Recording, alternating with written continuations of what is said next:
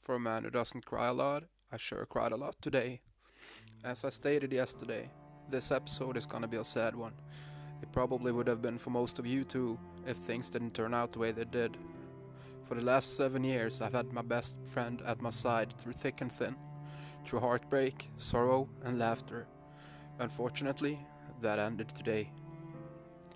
This episode is more of a memory capsule than an actual episode.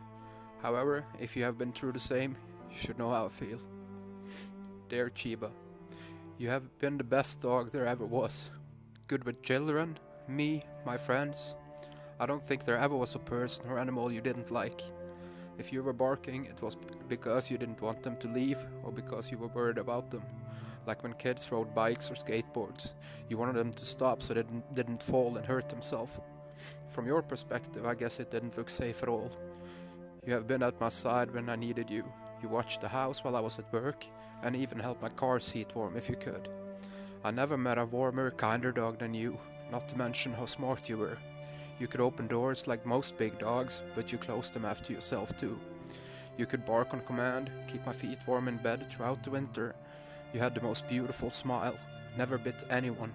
You didn't beg for food either, just lay down beneath our feet and just waited for us to drop something.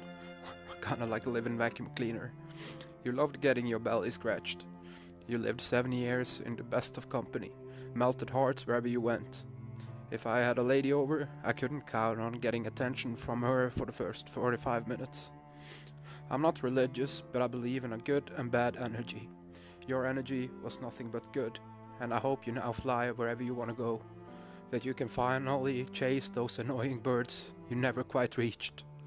I hope our energy can fly together once again. I always cared for you as best I could.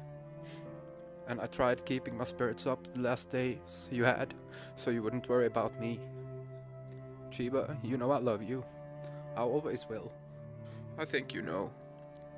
Wherever you are, whatever you do, I buried you next to the ball and rope you loved so much, so you can bring it with you to the kingdom of death, and hopefully use it to make even more friends wherever you are now.